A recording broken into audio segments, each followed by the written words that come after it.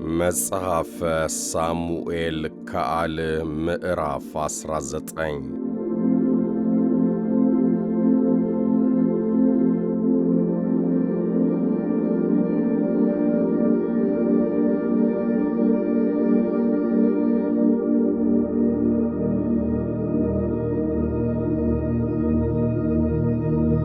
ኢዮአብም ንጉሡ ስለ አቤሴሎም እንዳለቀሰና ዋይ ዋይ እንዳለ ሰማ። በዚያም ቀን ንጉሡ ስለ ልጁ አዘነ ሲባል ሕዝቡ ሰምቶአልና የዚያ ቀን ድል በሕዝቡ ሁሉ ዘንድ ወደ ሐዘን ተለወጠ። ሕዝቡም ከሰልፍ የሸሸ ሕዝብ አፍሮ ወደ ኋላው እንዲል በዚያ ቀን ወደ ከተማ ተሰርቆ ገባ። ንጉሡም ፊቱን ሸፈነ። ንጉሡም በታላቅ ድምፅ ልጄ አቤሴሎም ሆይ፣ ልጄ አቤሴሎም፣ ልጄ ሆይ እያለ ይጮኽ ነበር።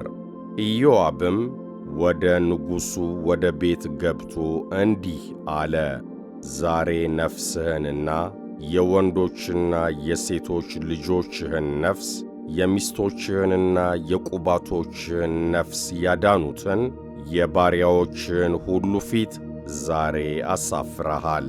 አንተ የሚጠሉህን ትወዳለህ፣ የሚወዱህንም ትጠላለህ። መሳፍንትንና ባሪያዎችህን እንድታስብ ዛሬ ገልጠሃል። ዛሬ ሁላችን ሞተን ቢሆን ኖሮ አቤሴሎምም ድኖ ቢሆን ኖሮ ደስ ያሰኝ እንደነበረ ዛሬ አያለው። አሁን እንግዲህ ተነስተ ውጣ፣ ለባሪያዎችህም የሚያጽናናቸውን ነገር ተናገራቸው። ያልወጣ እንደሆነ ግን አንድ ሰው ከአንተ ጋር በዚህች ሌሊት እንዳይቀር በእግዚአብሔር እምላለሁ። ይህም ከብላቴናነት ጀምሮ እስከ ዛሬ ድረስ ካገኘ ክፉ ነገር ሁሉ ይልቅ ታላቅ መከራ ይሆንብሃል። ንጉሡም ተነስቶ በበሩ ተቀመጠ። ሕዝቡም ሁሉ ንጉሡ በበሩ እንደ ተቀመጠ ሰማ። ሕዝቡም ሁሉ ወደ ንጉሡ ፊት መጣ። እስራኤልም እያንዳንዱ ወደ ድንኳኑ ሸሽቶ ነበር።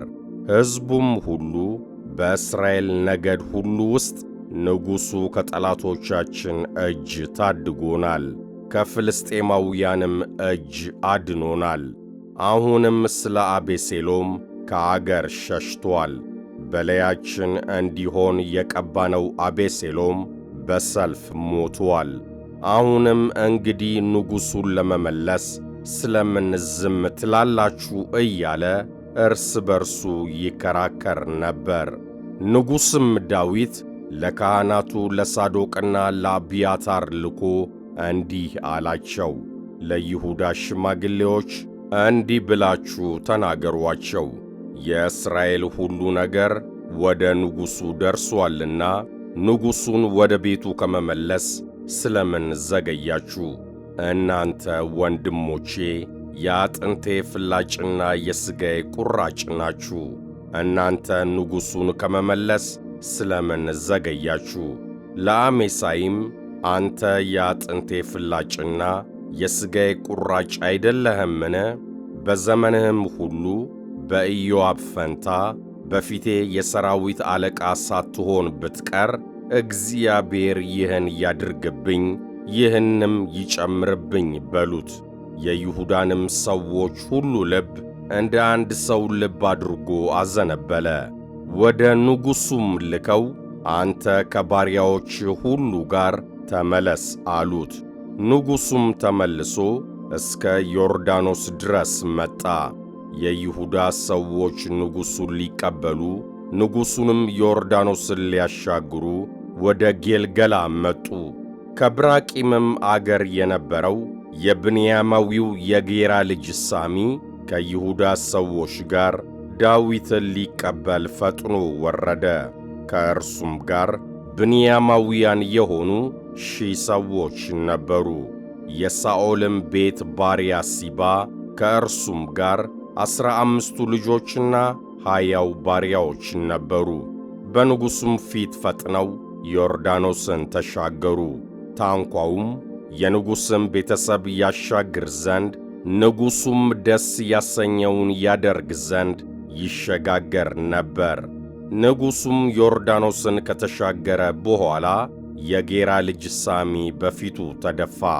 ንጉሡንም ጌታዬ ሆይ ኃጢአቴን አትቁጠርብኝ፣ ጌታዬ ንጉሡ ከኢየሩሳሌም በወጣ ቀን ባሪያ የበደልሁህን አታስብብኝ። ንጉሡም በልቡ አያኑረው፣ ባሪያ በደለኛ እንደሆንኩ አውቄአለሁና እነሆ ከዮሴፍ ቤት ሁሉ አስቀድሜ ዛሬ መጣው፣ ጌታዬንም ንጉሡን ልቀበል ወረድሁ አለው። የጽሩያ ልጅ አቢሳ ግን ሳሚ እግዚአብሔር የቀባውን ሰድቦአልና ሞት የተገባው አይደለምን አለ። ዳዊትም እናንተ የጽሩያ ልጆች እኔ ከእናንተ ጋር ምን አለኝ? ዛሬ ስለምን ጠላቶች ትሆኑብኛላችሁ? ዛሬስ በእስራኤል ዘንድ ሰው ሊሞት ይገባልን? ዛሬስ በእስራኤል ላይ እንደ ነገሡ አላወቅሁምን አለ። ንጉሡም ሳሚን አትሞትም አለው። ንጉሡም ማለለት።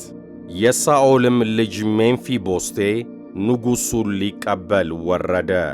ንጉሡም ከሄደ ጀምሮ በደህና እስከ ተመለሰበት ቀን ድረስ እግሩን አልጠገነም፣ ጢሙንም አልቈረጠም፣ ልብሱንም አላጠበም ነበር።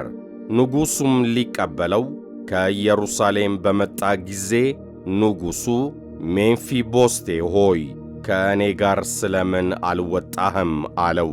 እርሱም መልሶ አለ፣ ጌታዬን ንጉሥ ሆይ ባሪያዬ አታለለኝ።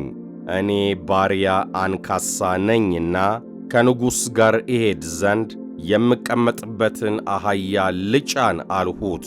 እርሱም እኔን ባሪያህን ለጌታዬ ለንጉሡ አማ። አንተ ጌታዬ ንጉሥ ግን እንደ እግዚአብሔር መልአክ ነህ፣ ደስም ያሰኘህን አድርግ። የአባቴ ቤት ሁሉ በጌታዬ በንጉሡ ዘንድ ሞት የሚገባቸው ነበሩ። አንተ ግን እኔን ባሪያህን በገበታ በሚበሉ መካከል አስቀመጥከኝ። ለንጉሥ ደግሞ ለመናገር ምን መብት አለኝ? ንጉሡም ነገርህን ለምን ታበዛለህ?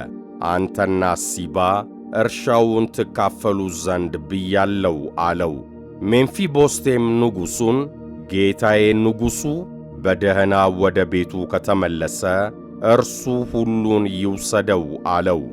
ገለዓዳዊውም ቤርዜሊ ከሮግሊም ወረደ፣ ሊሸኘውም ከንጉሡ ጋር ዮርዳኖስን ተሻገረ።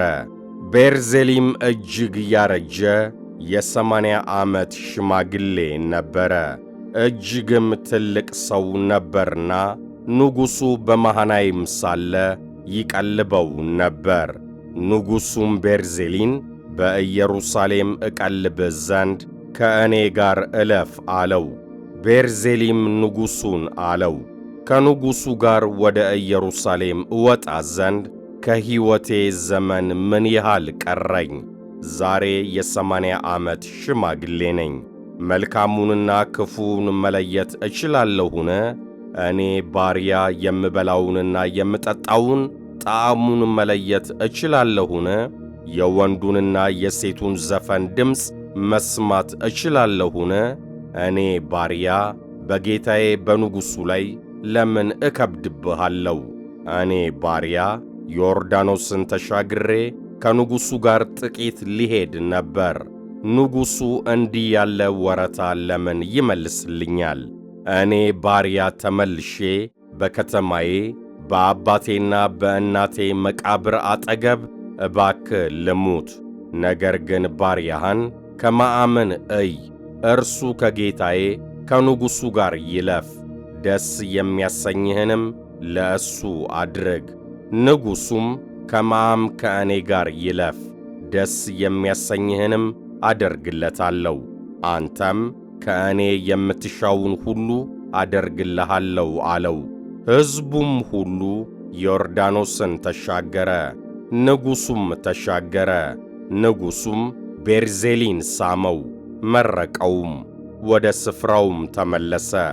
ንጉሡም ወደ ጌልገላ ተሻገረ፣ ከመዓምም ከእርሱ ጋር ሄደ። የይሁዳም ሕዝብ ሁሉ ደግሞም የእስራኤል ሕዝብ እኩሌታ ንጉሡን አሻገረው። እነሆም የእስራኤል ሰዎች ሁሉ ወደ ንጉሡ መጡ። ንጉሡንም ወንድሞቻችን የይሁዳ ሰዎች ለምን ሰረቁ? ንጉሡንም ቤተሰቡንም ከእርሱም ጋር የዳዊትን ሰዎች ሁሉ ዮርዳኖስን አሻገሩ አሉት። የይሁዳም ሰዎች ሁሉ ለእስራኤል ሰዎች መልሰው ንጉሡ ለእኛ ቅርባችን ነው፣ ስለምን በዚህ ነገር ትቈጣላችሁ? በውኑ ከንጉሡ አንዳች በልተናልን? ወይስ እርሱ በረከት ሰጥቶናልን? አሉ። የእስራኤልም ሰዎች ለይሁዳ ሰዎች መልሰው በንጉሡ ዘንድ ለእኛ 10 ክፍል አለን፣ በዳዊትም ዘንድ ደግሞ ከእናንተ ይልቅ መብት አለን። ስለምን ናቃችሁን? ስለምንስ ንጉሣችንን ለመመለስ ቀድሞ ምክር አልጠየቃችሁንም? አሉ። የይሁዳም ሰዎች ቃል ከእስራኤል ሰዎች ቃል ይልቅ ጠነከረ።